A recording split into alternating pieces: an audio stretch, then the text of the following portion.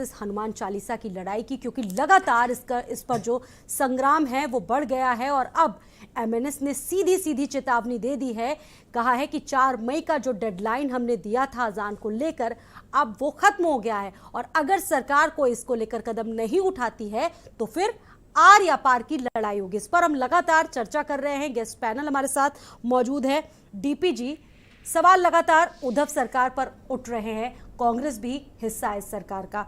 सरकार ईद तो शांति से निपट गई, लेकिन अब आगे की क्या कुछ तैयारी है उद्धव सरकार की, आपकी सरकार की? स्वाति जी, मैं आपको आपके चैनल के माध्यम से देश की जनता को, महाराष्ट्र की जनता को मैं इस विश्वास दिलाना चाहता हूं कि मेरी वहां गठबंधन की सरकार है। उद्धव ठाकरे साहब की सरकार बहुत ही शानदार तरीके से काम कर रही है। वहाँ के विकास के जो मॉडल है उनका वो बहुत ही ज़बरदस्त है। भारतीय जनता पार्टी और उनके साथ अब ये गठबंधन में आ रहे हैं राज ठाकरे साहब, तो अभी चुनाव होने हैं, नगर निगम के भी चुनाव होने हैं, तो अपना वो राजनीतिक वो तलाश रहे हैं कि हमें भी कुछ मौका मिल जाए, क्योंकि भारतीय जनता पार्टी से लोग सीख रहे हैं। जिस तरीके से भारतीय जनता पार्टी 2 सीटों से शुरुआत किया था, यानी कि राजनीतिक और अभी भी निश्चित तौर पर राज ठाकरे जी अस्तित्व तलाश रहे हैं। मैं अब कहना चाहता हूं कि हिंदुस्तान की जो थाती है, साझी विरासत, गंगा जमुनी तहजीब, सर्वधर्म संभाव, भाईचारा, वसुधैव कुटुंबकम, हिंदू मुस्लिम सिख ईसाई आपस में हम सब भाई भाई, ये जो हिंदुस्तान की थाती है, इसी से देश चल सकता है। आज जिस तरीके से भारतीय जनता पार्टी, मुझे एक बात, मेरी बात आ जाए, लोगों की तरफ कार्रवाई की जाए, दोनों तरफ के आरोपियों को पकड़ा जाए, ये स्वाति जी पूरे देश में कौन कर रहा है? ये मंदिरों को तोड़ा गया, किसकी सरकार भेदभाव पूर्वक कार्रवाई की जा रही है? मंदिरों की तो सब तस्वीर याद होगी ना आपको। आज जिस तरीके से हिंदुस्तान की सरकार, मोदी और योगी की सरकार मॉब लिंचिंग, इंटॉलरेंस, नफरत और हिंसा की जो राजनीति हो रही, सांप्रदायिक उन्माद की जो राजनीति हो रही है, तो धार्मिक उन्माद फैला करके देश को बांटा जा रहा है। ये किसी भी तरीके से इस देश को जो है स्वीकार नहीं है। हम अपने देश की साझी विरासत को बिल्कुल भी डिस्टर्ब नहीं होने देना चाहते हैं। कांग्रेस पार्टी का हमेशा स्पष्ट मानना है, कांग्रेस पार्टी ने हमेशा समाज में 300 साल पुराने मंदिर पर जरा इस पर जवाब दीजिए, शायद आपको मामला पता हो। आज जब भी कोई देश का व्यक्ति जो है, चाहे वो पढ़ा लिखा हो, चाहे डॉक्टर हो, इंजीनियर हो, साइंटिस्ट हो, पत्रकार हो, ये कोई भी बात जिस तरीके से डीपी सिंह जी कांग्रेस में लगातार बूढ़े होते जा रहे हैं, उसी तरीके से कांग्रेस पार्टी की सियासत भी खत्म होती जा रही है। अब कांग्रेस पार्टी का आपने देखा किस तरीके से बुरा हाल पंजाब में हुआ, वो भी आपने देखा। अब वो शिवसेना का समर्थन इस वजह से कर रहे हैं कि कम से कम आधी रोटी तो वहां पर खाने को मिल जाए। इस वजह से शिवसेना की गलत नीतियों का समर्थन सिर्फ इस वजह से कर रहे हैं कि वहां पर आधी रोटी जो खाने को मिल जाए और कोई नेता वहां पर इनका जीविकोपार्जन कर सके। जिस तरीके से बात कर रहे हैं, आप जिस तरीके से बात कर रहे हैं, आप आरोप लगाने का काम कर रहे हैं। नहीं, राजस्थान में कहा हुआ, महाराष्ट्र में क्यों नहीं हुआ? आपकी सरकार हुआ, इसके पीछे कौन? कहीं पर भी आपकी सरकार है, वहां पर हमेशा भेदभाव किया गया है। उत्तर प्रदेश में आप रह रहे हैं, आप बताएं आपके खिलाफ क्या काम किया गया? आप बताएं उत्तर प्रदेश में अभी अक्षय तृतीया रही है, इसके पहले मुहर्रम पड़ा, उसके पहले दशहरा पड़ा, एक साथ कितने त्योहार पड़े, लेकिन उत्तर प्रदेश में आप बताएं कहीं पर दंगा हुआ हो, कहीं पर कुछ हुआ हो? ये कांग्रेस ने हमेशा किया, हमेशा कांग्रेस पार्टी ने दोहरी काम की राजनीति की है, हमेशा मुसलमानों को डराने की राजनीति की है, हमेशा गरीबों को कुचलने का काम किया है, हमेशा दलितों का शोषण किया है। इसी वजह से आज कांग्रेस पार्टी जो खत्म होती जा रही है, धरातल पे आ गई है। आप पार्टी बदलिए, अगर आपको राजनीति करना है तो आप कांग्रेस पार्टी छोड़कर भारतीय जनता पार्टी में आइए। भारतीय जनता पार्टी एक डूब चुका जहाज है, कांग्रेस का जहाज है, डूब चुका जहाज है। आप लोग कितने लेके जाइए, आपके हैं बिके हुए लोग हैं, जो बिके हुए स्वार्थी लोग हैं। हम लोग 2024 का चुनाव है, अभी तक आप तय नहीं कर पाए वाले लोग हैं। कांग्रेस जो ने है देश की आजादी में लड़ रही है, कांग्रेस ने इस देश को आजाद कराया है। आप कहीं देश के स्वतंत्रता संग्राम में आपके कहीं कोई सब हमारे थे, आप क्या कहें, कौन नहीं जानता है? आप केवल समाज में नफरत करके हिंदू मुसलमान कराएंगे, कहीं करबला बात करेंगे, कभी अजान की बात करेंगे, कभी लब जिहाद की बात करेंगे।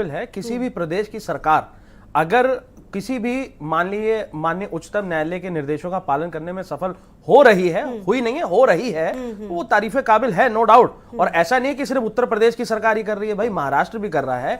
और वहां पर अगर मराठी कोई रह रहे हैं वो भी भारतीय हैं, उत्तर प्रदेश में रह रहा है वो भी भारतीय हैं, मध्य प्रदेश में रह रहा है वो भी भारतीय हैं। ये चीज भारतीय जनता पार्टी को समझनी पड़ी होगी, लेकिन इनको क्या लगता है कि भैया जहां जहां हमारी सरकार है वो तो भारतीय है, उनमें हिंदुत्व भी है, उनमें फलाना भी है, उनमें ढिमिका भी है, लेकिन जहां जहां हम नहीं है वहां कोई मतलब ही नहीं है, वो सब तो दुश्मन है, वो राष्ट्र हित की बात ही नहीं करते, वो देशद्रोही हैं। ये सब गलत है। फिलहाल आपकी मैं सवाल का जवाब भी दे देता हूं। महाराष्ट्र में भी इस तरीके के लगातार निर्देश माननीय मुख्यमंत्री उद्धव ठाकरे जी दे रहे हैं, और उसके साथ साथ वहां पर पुणे की एक ऐसी मस्जिद रही जहां पर हर साल डीजे बजते थे, बड़ी बड़ी आवाजें साउंड लगती थी, और जिस प्रकार गुड़ी पुरवा में हिंदुत्व का वहां पर रोड पे कई अच्छा कार्यक्रम होता है, इसी प्रकार जिस समय ईद होती है तो वहां पर बड़े बड़े डीजे लगाए जाते हैं और बड़े बड़े आयोजन होते हैं। और ये था महाराष्ट्र के एक ऐसी जगह पर जहां मैं भारतीय जनता पार्टी के व्यक्ति से पूछना चाहता हूं, माननीय प्रवक्ता जी से पूछना चाहता हूं कि आप बताइए वो कौन सी ऐसी जगह थी जो महाराष्ट्र के अंदर है और वहां पर चार मस्जिदों ने इस बार डीजे नहीं लगाया, इस बार वहां पर चार मस्जिदों ने अपने पैसों को गरीबों में बांट दिया। आप उनकी भी बात करिए तब हम मान जाएंगे कि विश्व की सबसे बड़ी पार्टी आपकी है जो महाराष्ट्र के लोगों से भी उतना ही प्यार करती है जितना उत्तर प्रदेश से करती है। बताइए कौन सी वो जगह थी, बताइए महाराष्ट्र की। एक सेकंड, भारतीय जनता पार्टी के माननीय प्रवक्ता जी से हाथ जोड़कर मेरा निवेदन है, आप बताइए कौन सी वह जगह थी जहां पर मुस्लिम भाइयों ने इतना अच्छा कार्य किया और गरीबों में वह पासा पाट दिया गया ईद के पावन मौके पर। बताइए अभी लखनऊ में ईद की नमाज पढ़ने के बाद हिंदू भाइयों ने फूल की वर्षा की कहां पर की है? मैं बताता हूं, फूल की वर्षा सिर्फ लखनऊ में नहीं साहब, वो तो रामपुर में किया गया। अरे बिल्कुल सवाल है, आप हमारे सवाल का जवाब दीजिए, उसके बाद आप पर आता हूं। अरे छोटी जगह, इतना बड़ा महाराष्ट्र राज्य है, देश की आर्थिक राजधानी है, जवाब दे नहीं पा रहे हैं और मुद्दे से भटकाने की कोशिश कर रहे हैं। ये कहिए हमें नहीं पता क्योंकि वहां हमारी सरकार नहीं है। हाथ जोड़ के कहिए हमें नहीं पता। हमको बुराई करने के लिए तो आंखें फैला के हमें कहा जाता है बुराई हो रही है तो आंखें खोल के देखो, लेकिन अगर अच्छाई हो रही है तो आंखों पर पट्टी बांध लो। अच्छाई नहीं दिखेगी, भारतीयों की अच्छाई नहीं दिखेगी, आपको अच्छाई नहीं दिखेगी किसी सरकार की। भाई हमें दम है, सीना ठोक के कहते हैं आपकी सरकार ने अयोध्या में जो काम किया वह तारीफ काबिल, हम तो सीना ठोक के कहते हैं, हम तो हर चीज पे कहते हैं। अरे हम सीना ठोक के कहते हैं, हम सीना ठोक के कहते हैं। आप तो बताइए, आपको तो अपने विपक्षी जो है आपको राष्ट्रद्रोही लगते हैं। अरे अपने विपक्षी आपको दुश्मन लगते हैं, अपने विपक्षी आपको दुश्मन लगते हैं साहब। ऐसा क्यों है? आप हमसे गले क्यों नहीं मिलते? अरे क्यों नहीं मिलते भैया? 35 साल दोस्ती करने के बाद अगर अब हमने आपके साथ सरकार में बनाई, हम दुश्मन हो गए, ऐसे कैसे चलेगा? हम दुश्मन है क्या? अरे हम दुश्मन है क्या? हम दुश्मन है क्या? हम दुश्मन है। आज अगर आपके साथ मोहित जी सुन लीजिए, शमशी जी सुन लीजिए, मोहित जी, मोहित जी ठीक है, मोहित जी सवाल ये भी उठ रहा है, ठीक है शमशी जी आपके पास भी आ रहा है, इस पर जवाब लेंगे। सर मोहित जी जरा ये बता दीजिए कि लगातार सवाल उठ रहे हैं और ये भी कहा जा रहा है कि लाउड स्पीकर उतार, कहीं ना कहीं हिंदुत्व की पिच पर अब शिवसेना बहुत नीचे आ गई। आपको नहीं लगता है कि जिस पर कभी बीजेपी के साथ आप लोग रहते थे, कहीं ना कहीं वो मुद्दे अब आपसे बहुत दूर होते चले जा रहे हैं? बिल्कुल, अब मुझे बोलने तो दीजिए, सवाल उनसे है, सवाल नहीं मोहित जी आप ही से सवाल। हाँ मैं बोलता हूँ बिल्कुल सही आप कह रहे हैं, बिल्कुल सही कह रहे हैं। शिवसेना बिल्कुल नीचे हो गए क्योंकि जब कोई बड़ी इमारत खड़ी करनी होती है तो उसकी नींव मजबूत होनी होती है, इसलिए हम नीचे भी काम कर रहे हैं। पहले हम लोग ऊपर ही ऊपर काम कर रहे थे, लेकिन अब हमने ऊपर तो भाजपा जैसी पार्टी को भी बड़ा खड़ा कर दिया। क्यों? क्योंकि वो हमारे साथ मिलकर वह हिंदुत्व वाली पार्टी हो गई। अब हम नीचे भी काम कर रहे हैं, अब हम अपनी नींव को इतना मजबूत कर ले रहे हैं कि हम चट्टान की तरह खड़े हो गए और हमको हिलाने वाला कोई पैदा नहीं हुआ। दूसरी चीज, महाराष्ट्र में जो इतनी अच्छी जबरदस्त सरकार चल रही है, एक बार फिर से बता दूं कि इसीलिए हमने सिर्फ और सिर्फ सबसे पहले बता दूं कि 10 दिन जिस सरकार को कहा जा रहा था 10 दिन नहीं चलेगी, रातों में नींद नहीं आ रही है इन लोगों को कि जब 100 दिन पूरे हुए तो ये भाई अयोध्या दर्शन करने पहुंच गए। क्यों? क्योंकि प्रभु श्री राम के आशीर्वाद से, रामलला के दर्शन करने के पश्चात ही हमारी सरकार वहां पर धर्मनिरपेक्ष होकर सभी धर्मों के लिए समान कार्य कर रही है और बहुत अच्छा ऐसा कार्य कर रही है जिसकी तारीफ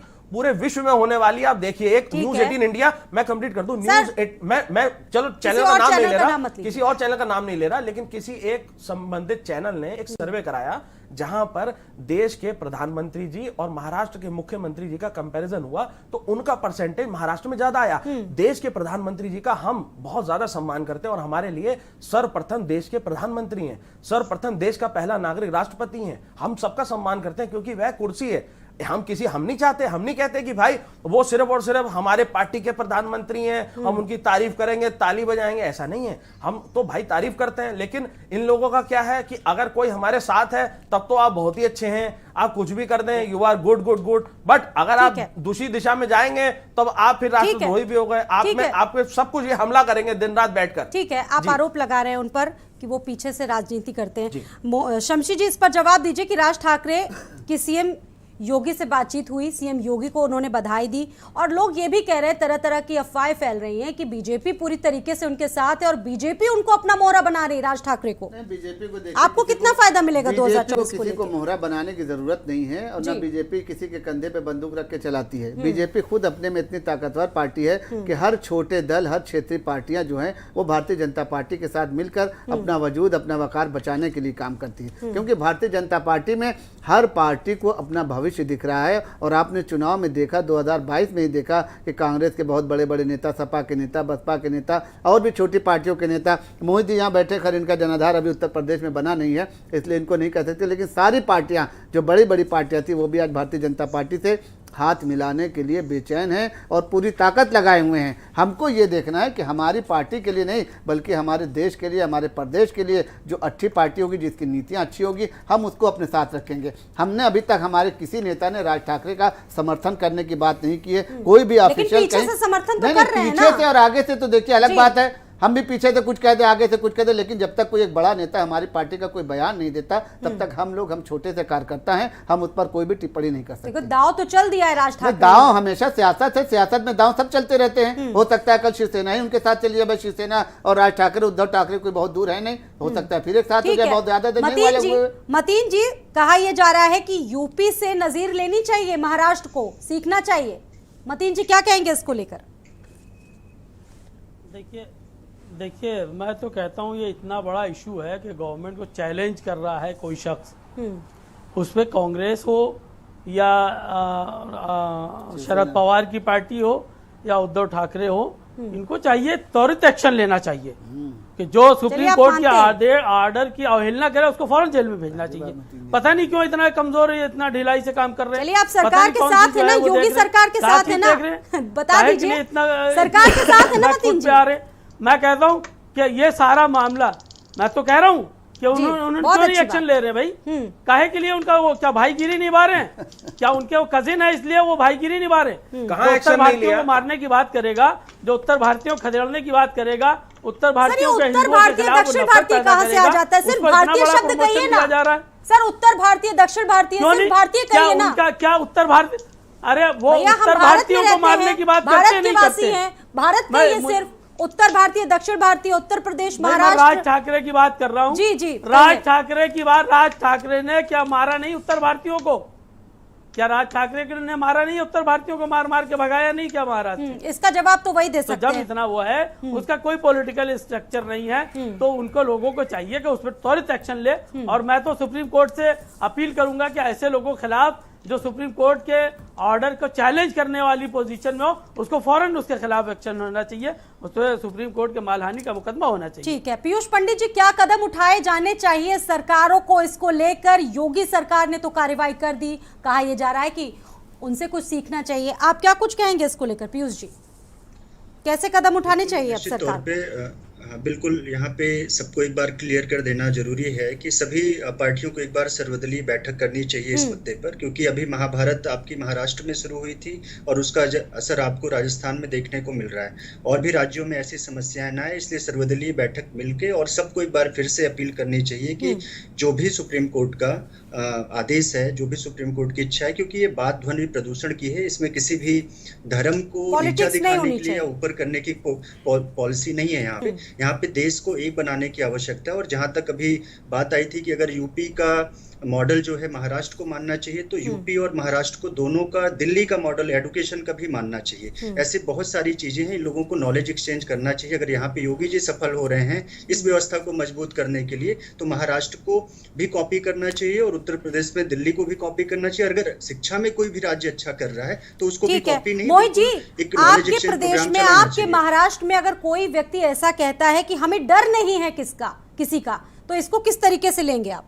देखिए, मैं आपके सवाल का बिल्कुल जवाब देता हूं, लेकिन पहले पीयूष पंडित जी ने जो बात कही है मैं उनका पूर्ण रूप से समर्थन करता हूं कि देखिए, जो हमारा भारत है वह एक है, ठीक है, उसको जो हम डाइवर्सिफाई कर रहे हैं, उन्होंने बहुत अच्छी बात कही कि अगर चाहे कोई भी धर्म के सर, ये बातें तो सिर्फ आप लोग डिबेट में करते हैं, डिबेट में होती है ये बातें, अमल नहीं करता है कोई भी, चाहे कोई भी सरकार हो, सभी सरकार के लिए बोल रहे हैं। बिल्कुल बिल्कुल, मैं देखिए, अमल बिल्कुल हो करने सकता के लिए है, राजनीति को सेवा नीति में बदलना होगा सबसे पहले। और यहाँ पे प्रवक्ता भाई बैठे हुए हैं, शिवसेना के हमारे मित्र हैं।